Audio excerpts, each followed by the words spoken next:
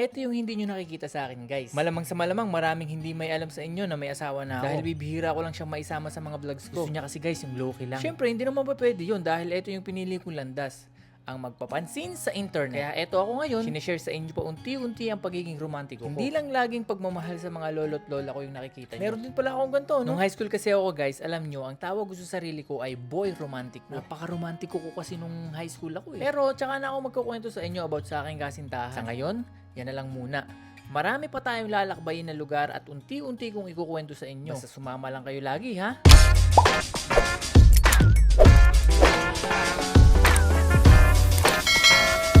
And I'm here with my wife, cause we are the Travelers!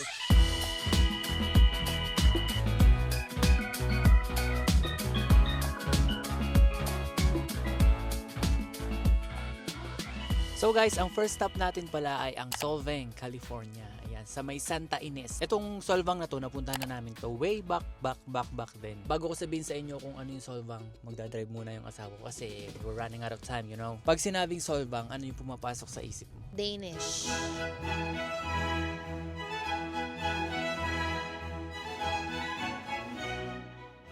Kagaya nga nasabi ng asawa ko guys, ang Solvang ay isang Danish capital of America. Itinatag ito noong 1911 ng mga Danish immigrants upang mapanatili ang kanilang kultura at tradisyon. Hanggang ngayon, makikita pa rin dito ang mga windmill, half-timbered buildings, cobblestone-style streets, at mga panaderya nagbebenta ng authentic Danish pastries. Dahil sa kakaibang European charm nito, mahigit 1 milyong turista ang bumibisita rito bawat taon para mag-enjoy sa wine tasting, shopping, museum, at Danish-inspired food. Thank you, ChatGPT.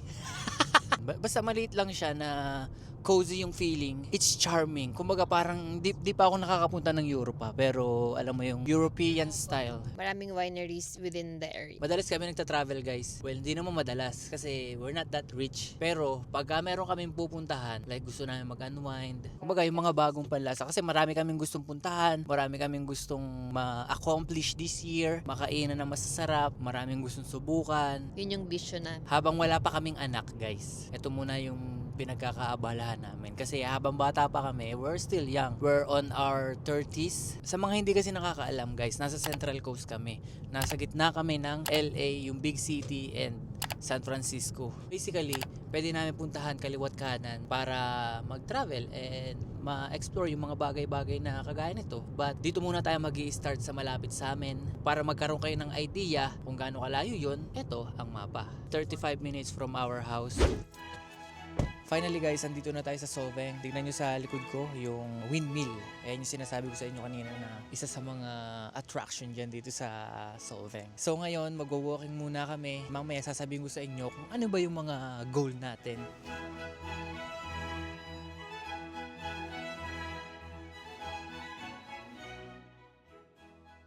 So itong kubo na nasa likod namin, para talaga siyang European style. You know what I'm saying? Yung mga bahay, yung mga establishment, and all that stuff. Hindi pa kami nakakapunta ng Europe ha, pero sinasabi lang namin sa inyo kasi yun yung nakita namin sa internet. So every time na magta-travel tayo guys, meron tayong goal na kailangang ma-achieve. At eto na nga ang goal namin. Ang una naming goal, makahanap ng rentahan ng bike. Pangalawang goal, makapag-picture sa isang sikat na tourist spot dito sa Solvang. Pangatlong goal, makakain ng pinagmamalaki nilang pastries. At pang-apat na goal, makakuha ng souvenir. Dahil gusto namin yung ilagay sa aming souvenir wall. You know what I'm saying? Kasi gusto namin ma-explore yung buong lugar para maipakita sa inyo ng buong buo. Talagang walang halong chemical. Medyo mainit din kasi ngayon dito sa Solvang. So, mas okay mag-bike habang iniikot yung kasi maglakad. Kasi mainit siya pero windy. Pero mainit, masakit sa balat. Exactly. Guys, ganun bike yung gusto namin, no? Yan. Yung ganyang bike.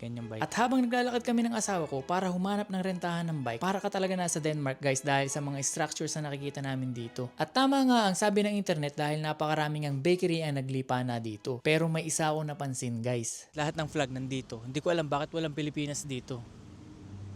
Talagang racist. Nadaanan din pala namin tong sina Mateo, si Bastian at Nicolay na busy-busy sa paggagawa ng tinapay habang si Pedro naman ay chill na chill lang talaga guys. Oh my goodness, tignan nyo naman si Pedro oh. Napansin ko din pala itong shop na to guys na kahit malayo pa ang Pasko ay pang Paskong disenyo na ang nakadisplay. Sabi nga nila, Christmas all year round.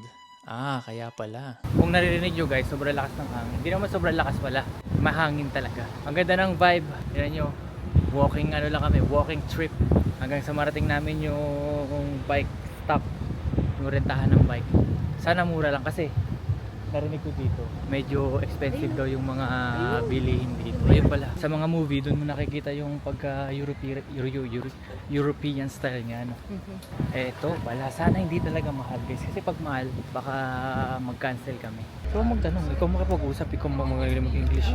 Tignan natin kung magkano. Hopefully, mura lang talaga. Ganitong bike yung sasakyan natin. Makalipas ang humigit kumulang na paglalakad ay nakarating na nga kami dito sa rentahan ng bike. Tama lang talaga yung desisyon namin guys kasi sobrang init ng panahon at tanghaling tapat pa. Eto nga pala yung mga presyo ng renta ng bike. Kung isa ka din kuripot kagaya namin, medyo pricey din talaga. Kung isa ka namang turista ay sobrang worth it ang presyo nito para sa isang oras na paglalakbay. Marami ka nang malilibot at kung saan ka talaga makakapunta. $35 ang renta ng bike, 2,000 pesos. Isang oras, 2,000 pesos. We have to make the most out of it, you know what I'm saying? Guys, kailangan namin magmadali kasi hindi pa namin alam kung saan kami totally pupunta talaga. Wala kaming spot. Kung saan lang talaga rumekta. Watch out. No, you're good. I thought you're gonna hit it. Alright guys, we're ready! Pidol ka naman, be. Ito naman. Hindi ko maabot. Hindi pa ako nagbaga-ano. Uy, Be, madali yung camera. ba't ang bagal natin? Natatakot ako baka madali. Ako ulit. Meron palang mapa dito. Ina-explain ni Kuya kanina na dito daw sa red light na to, bawal. Dito sa may yellow, dyan lang kami pwedeng pumunta. Dadali namin kayo dito, babalik tayo dito, dito. Sinimulan na nga namin ang pagbibidal ng aking asawa para makarami kami. Tignan nyo naman ang kapaligiran guys. Ibang iba talaga sa usual na nakikita namin sa araw-araw. Maganda talaga siya sa personal guys, pero ewan ko ba't pag sa video iba na yung feeling mo habang pinapanood mo to. Di ko alam. Diba? Para ka talaga nasa ibang planeta oh. Parang anytime may lalabas na Vikings eh. Ang galing! Guys, nandito na kami sa may downtown. Parang dito na yung busy part ng Solvang. Ooh, baby, I love you. May dadaan. You guys go ahead. Wonders yung mabait. Little Denmark of California. Oh my God, what's that? Commercial. Guys, yung Solvang, ang ibig sabihin niya in Danish is a sunny field. Di ko alam kung dahil ba nasa Central Valley siya nakatayo. So, Central California. Sa mga oras na ito ay patuloy ang paglalakbay namin ng aking asawa dahil gusto namin makahanap ng magandang spot para mag-picture. Sobrang init ng panahon pero okay lang dahil magaganda naman yung tanawin na nakikita namin. Sobrang worth it din talaga guys kapag nag-bike ka. Kaya highly recommended talaga ang pagbabike kapag gusto nyong malibot yung buong lugar. Pero kung ayaw mo naman magpedal at gusto mo nakaupo lang, pwede naman tumbas para sa mga turista. At ayun na nga guys, hindi rin nagtagal, nakahanap na rin kami ng sikat na spot dito para mag-picture. Sikat na sikat talaga tong lugar na to guys. Hindi ko alam yung tawag pero maraming tao, mga turista, maraming artista at mga kung sino-sino ang nakapag-picture na dito. I think guys, hindi ka pa nakakapunta ng Solvang pagka hindi mo ito nadaanan. Siguro ito talaga yung isa sa mga spot dito na pwedeng picturan. At hindi nga kami nagkamali sa aming pinuntahang spot dahil ayon sa internet ay eto nga daw yung isa sa mga iconic landmark dito sa Solvang. Ang cute naman ng bakery dito, tignan mo. Oh. 'Di ba? Cute. Kulay pink. Oh, tas ang liit po, minimalist lang na bakery guys. Mukhang masarap yung mga pastries pero sobrang daming bakery dito sa Solvang. Ang hirap mamili ng bibilhan at bibilhin. Dalawang goal na yung na-achieve natin guys. Meron pa tayong dalawa. Which is ang makakain ang pinagmamalaki nilang pastry. At dito nga kami dinala sa Danish Mill Bakery. Isa sa pinakasikat at pinakamatandang Danish bakery dito sa Solvang. Nagsimula ito sa Copenhagen, Denmark noong 1940 at binuksan ang kanilang Solvang location noong Setyembre 17, 1960. Grabe, hindi pa ako buhay nito ha. Hanggang ngayon, nandito pa rin sila. Nananatili itong Danish-owned at family-operated bakery na kilala sa authentic Danish pastries, sariwang tinapay at masarap na kape. Isa rin itong iconic na bakery na nagdadala ng tunay na lasa ng Denmark sa loob ng mahigit 6 na dekada. Imagine ninyo, 6 na dekada guys. Kaya kapag bumisita ka sa Solvang, hindi kumpleto ang iyong experience nang hindi natitikman ang kanilang mga sikat na Danish pastries habang ine-enjoy ang kakaibang European atmosphere ng bayan. Oh my God! So guys, meron na lang kami 15 minutes para ibalik dun sa sasakyan na to. Yun lang yung gagawin natin bago tayo kumain. So tara.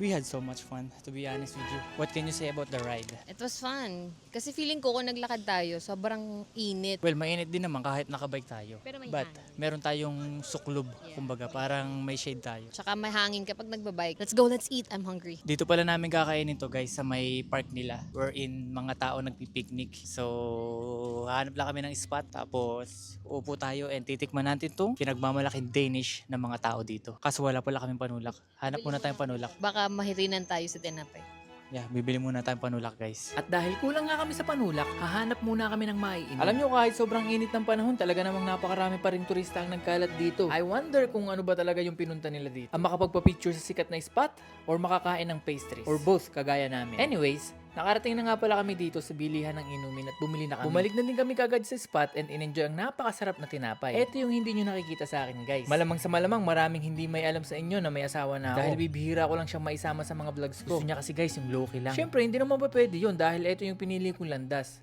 Ang magpapansin sa internet. Kaya eto ako ngayon, sinishare sa inyo pa unti-unti ang pagiging romantiko ko. Hindi lang laging pagmamahal sa mga lolo't lola ko yung nakikita nyo. Meron din pala akong ganito, no? Nung high school kasi ako guys, alam nyo, ang tawag ko sa sarili ko ay boy romantic. Napaka-romantiko ko kasi nung high school ako eh. Pero tsaka na ako magkukwento sa inyo about sa aking kasintahan. Sa ngayon, yan na lang muna.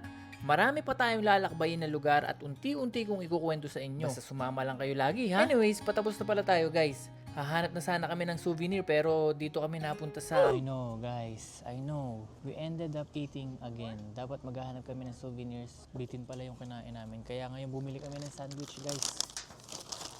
Nabitin kami sa kinain. Wala pa kasi kami kinakain kanina. Yung pa lang. Nakita niyo naman yung adventure natin kanina. Sobrang dami natin ginawa. Nagbike, nagpipidal-pidal. Ito pala yung kakainin namin guys.